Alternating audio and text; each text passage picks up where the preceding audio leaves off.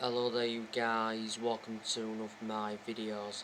Fabrizo Romano confirms Saul Niguez transfer is on.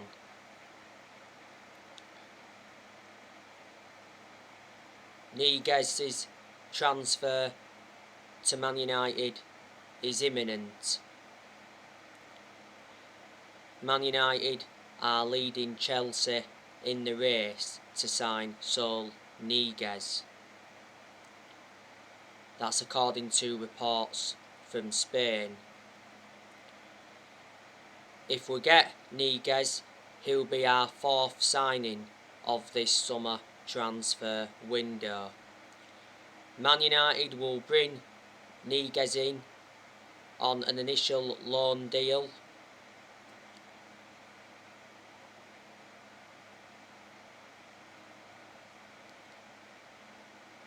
Man United will pay a loan fee and will pay the midfielders full wages for the entire season. The loan will include an option to buy or maybe even an obligation to buy.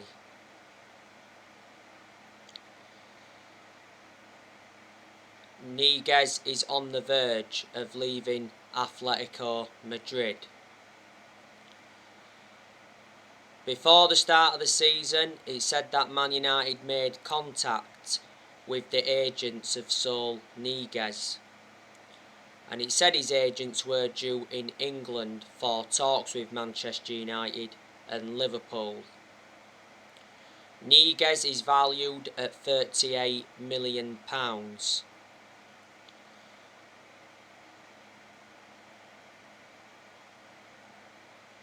We identified Saul Niguez as a potential replacement for Paul Pogba. He already has a gentleman's agreement in place with Atletico Madrid which will allow him to leave. Niguez has been a long-serving player at Atletico Madrid. He's endured 13 years or so with them. He's made over 300 appearances in all competitions. He has a release clause of £128 million. He's got a contract with Atletico Madrid until 2026 because back in 2017 he signed a 9-year contract.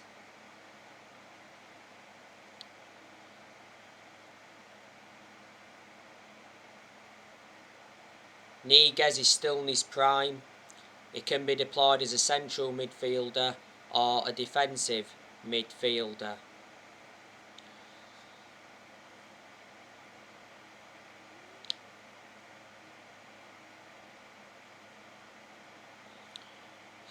There's been quite a few midfielders on our agenda.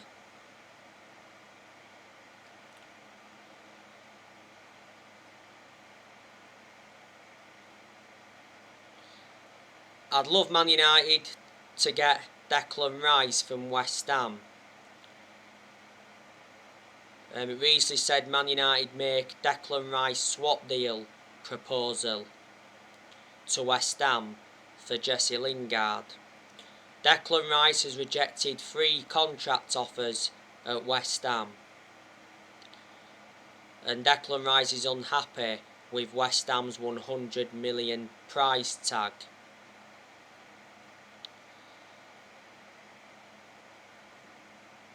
Declan Rice has been linked with Manchester United and Chelsea. Rice is planning to run down his contract. He's got 3 years left on his contract at West Ham. And he's been at West Ham for like 7 years, so he's been a long-serving player. Declan Rice is predominantly a holding midfielder, but he can also be deployed as a centre-half. I like the way Declan Rice breaks up the play. And if he did come to Man United, I'm convinced he'd replicate what he's done with West Ham. He's well proven in the Premier League. He initially learned his trade in the Premier League. Before West Ham, Rice was at Chelsea. He was in their youth setup for several years, but he actually never got in Chelsea's first team.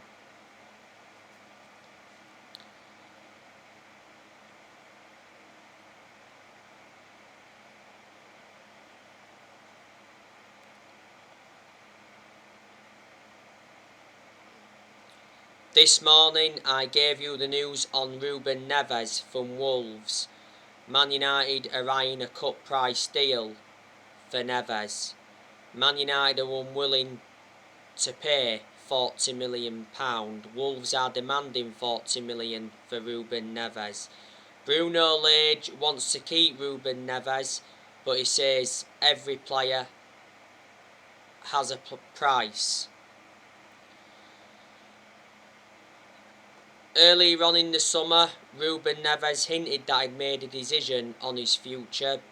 He culled any talks of a transfer away, and he insists that he's very happy at Wolves, and he revealed his excitement of working alongside Bruno Lage.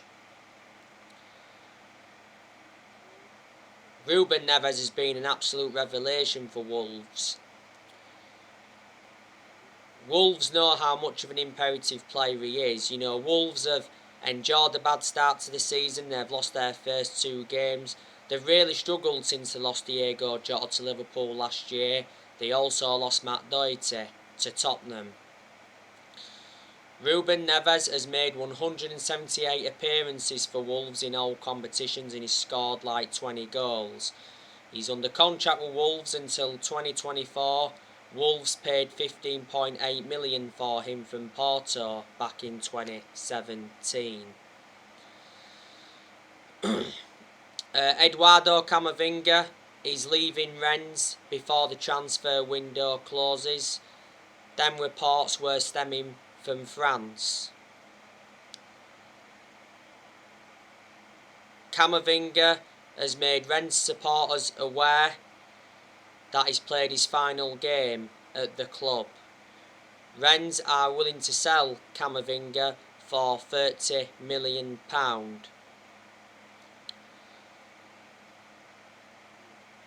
It recently said that Camavinga is closing in on a move to PSG. The other week, Camavinga's agent Jonathan Barnett said that Camavinga is in no hurry to decide his future.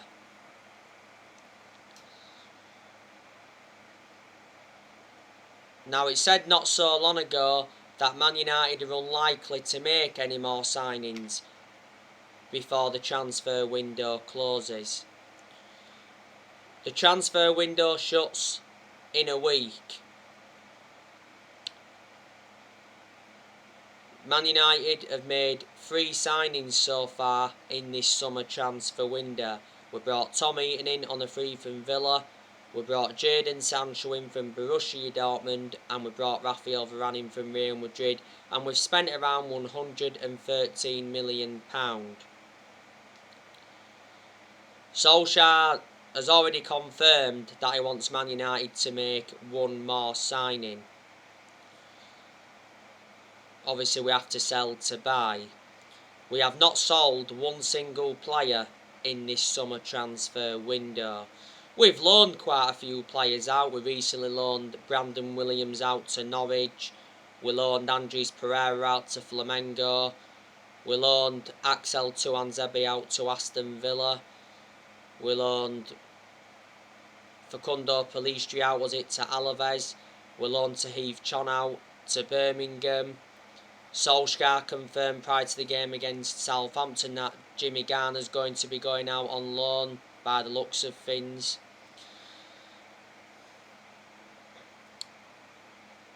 And I'm expecting Amad Diallo to go out on loan, because Fabrizo Romano recently said that Amad Diallo is still expected to go out on loan. He mentioned that Crystal Palace have asked for him, and Sheffield United have asked for him, but he said he's only interested in Premier League clubs. Atlanta want to re-sign Amad Diallo on loan. Before the game against Southampton, Solskjaer said he expects Amad Diallo to stay at Man United this season, because Ollie mentioned that he was impressed with Amad Diallo in training.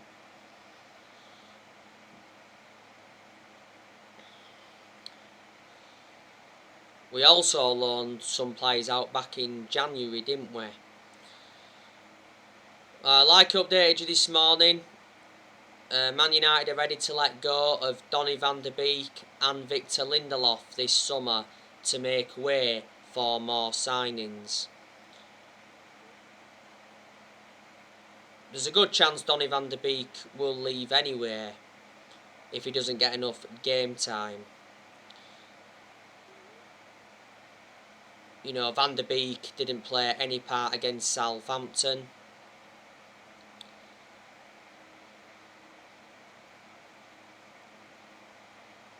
Can't remember if he played any part against Leeds. I know he played in the final pre-season game against Everton. To be fair, he put a very good performance out. Last season, Van der Beek made 36 appearances for Man United in all competitions, but most of them appearances came from the bench. Van der Beek started, 4 games in the league last season. This is Van der Beek's second full season at Man United. Earlier on in the summer, Van der Beek was subjected to quite a lot of transfer speculation. But I haven't really had much of a perception on him at Man United, but in general he's a good player because he was good at Ajax, because I watched him quite a few times when he was at Ajax. We got Van der Beek in a deal worth 40 million from Ajax, with add-ons included. Van der Beek's got a contract with Man United until 2025, and he's versatile. He can play in 3 different roles. And yeah, we do need to offload Victor Lindelof because I've got my strong reservations about him. Lindelof has always been a static player.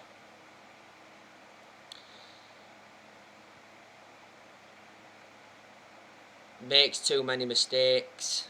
And analysing the vast majority of his games at Man United, he hasn't been consistent enough. Lindelof has got a contract with Man United until 2024. He's made 113 appearances in the Premier League for us. We got Lindelof in a deal worth 31 million from Benfica back in 2017. But Lindelof's played a hell of a lot of games at Man United.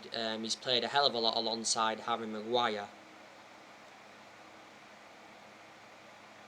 You know, they can complement each other well at times in our back line, but it's not very often, is it?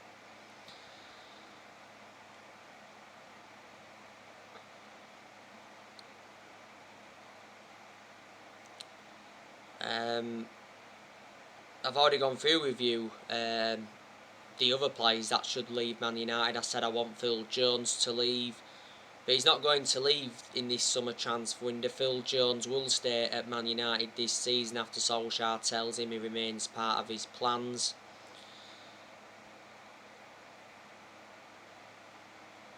Jones made his comeback from injury in that behind closed doors game against Burnley. Jones was out with a knee injury for a while. He sustained the knee injury in that FA Cup game against Tranmere. Jones is the only outfield player that's still with us from the Ferguson era. Phil Jones has endured 10 years at Manchester United, so he has been a long-serving player. I also want us to offload Diego Dalot. He said a few weeks ago that it's very likely that Diego Dalot is going to be staying at Man United. He was impressive throughout pre-season, to be fair. We did loan Diego Dalot out last season to AC Milan. I'd also like us to offload Nemanja Matic, but we won't offload Matic in this summer transfer window. Matic was poor against Southampton recently. He's been poor in a lot of the games at Man United, but he's had some good games as well. But my reservations about him is that he's a static player, always has been, and he's ageing up. We got Matic for 40 million from Chelsea back in 2017. Matic has been with us now for like 4 years. Fred is another player I'd like us to offload. Isn't good enough to represent the club. He was abysmal against Southampton, gave the ball away countless times. He was poor off the ball as well. And obviously Southampton's first goal was an own goal by Fred. Che Adams struck it and it got deflected off Fred.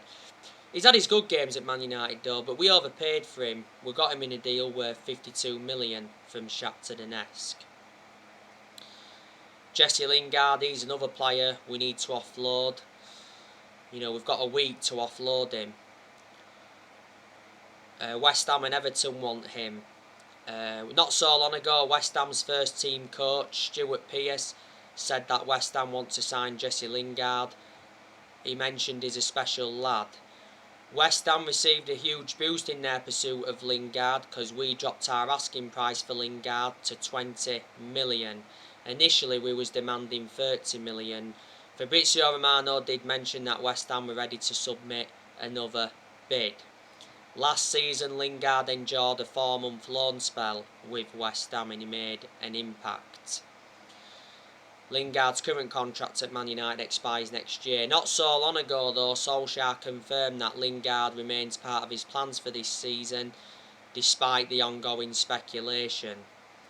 Lingard did come on against Southampton, didn't he? Obviously played in that behind closed doors game against Burnley.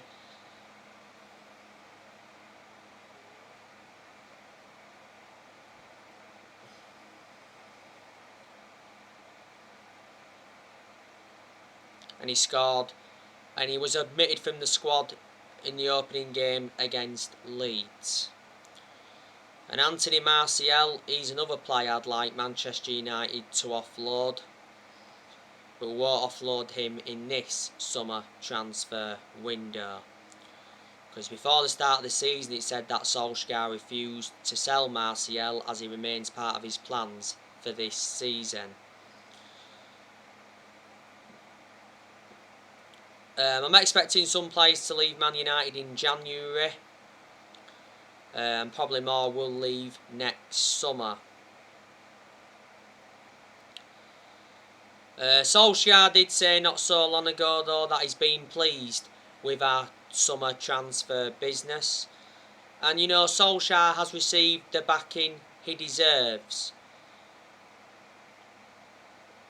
You know, surprisingly, our owners, the Glazers, have backed him. The Glazers have been one of the biggest issues at the club for a long time because they have put Man United in so much debt, and the Glazers have been at Man United for 16 years. They purchased the club for 500 million back in 2005. But towards the end of last season, the Glazers were planning to scrap the Champions League for that European Super League, and reflecting on that, a lot of United fans protested against the Glazers outside Old Trafford, and before that there was protesting at the Carrington training ground.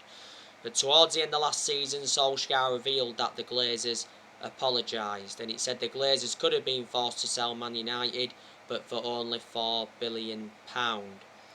On the 4th of June, which was earlier on this year, Joe Glazer attended a fans forum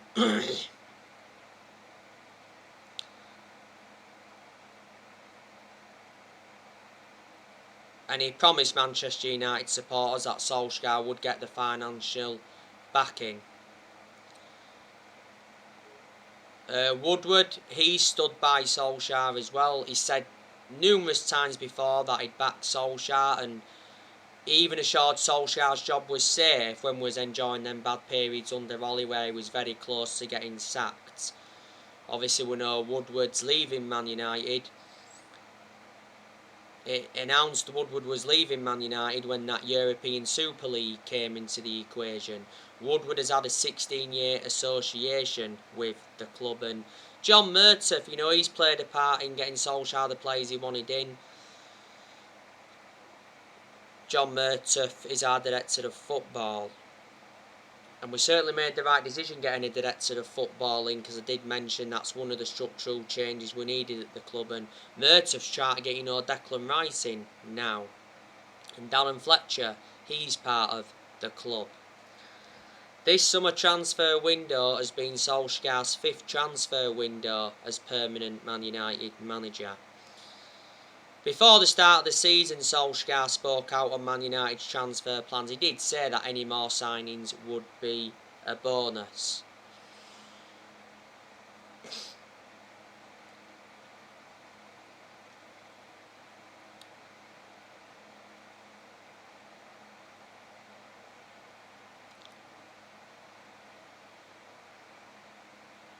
So far, Man United have registered 4 points from our first 2 games. We beat Leeds on the opening day 5-1, and we drew with Southampton last weekend 1-1. That was a disappointing result against Southampton, but reflecting on that draw against Southampton, we have now equalled Arsenal's record. We are still unbeaten away from home in the Premier League since January 2020. We must beat Wolves this Sunday.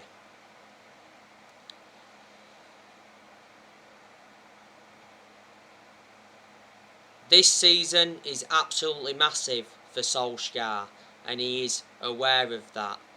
Solskjaer has got big expectations to exceed. Solskjaer's ambition for this season is to win the Premier League. We haven't won the Premier League since 2013. A lot of United fans are sceptical that we're going to win a title under Ollie, or win anything under Ollie, should I say. Solskjaer basically has to win a trophy this season to save his job. He's not yet won a trophy as Man United manager, and we haven't won a trophy since 2017. This season is Solskjaer's 3rd full season as Man United manager. There's already United fans demanding Ollie out after that 1-1 draw with Southampton. A lot of United fans criticise Solskjaer for not starting Sancho against Southampton. I don't understand why he didn't start Raphael Varane. Ollie's not the long-term manager for Man United, but I hope I'm proven wrong. Solskjaer has now managed 153 games as Man United manager. I certainly think we made a mistake giving him that new 3-year contract before the start of the season, because he won't see out this new contract.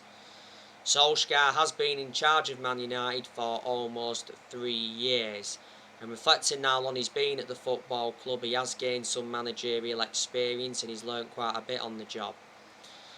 Before Solskjaer was with us, he was at Molde. He enjoyed 2 spells at Molde. He won a few Norwegian titles at Molde, but they're not a big club. And before Molde, he was at Cardiff, and his record at Cardiff was terrible. The reason he got sacked from Cardiff is because he ended up getting them relegated. He only enjoyed a short tenure with Cardiff.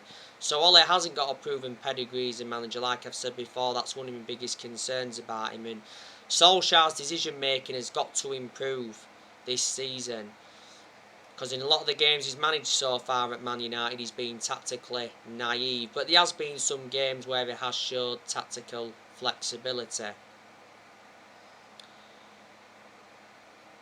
But whatever happens regarding Solskjaer, we'll always adore him, because at the end of the day, he's a club legend. He enjoyed 11 years as a player for Man United. He flourished under Sir Alex Ferguson's guidance. But you know what? I didn't expect Solskjaer to do as well as he has done, so in that aspect I am shocked. You've got to say he's done a pretty good job to say the current squad he was left with when he got appointed in as Man United manager. You know, he appointed Ollie in December 2018 to replace Mourinho, and he's been permanent Manchester United manager since March 2019. But he is our best manager since Ferguson. So anyway guys, that's everything to update you for today. Drop your comments, likes below on the channel if you do, consider subscribe as always, and take care. God bless. See you all again very, very soon.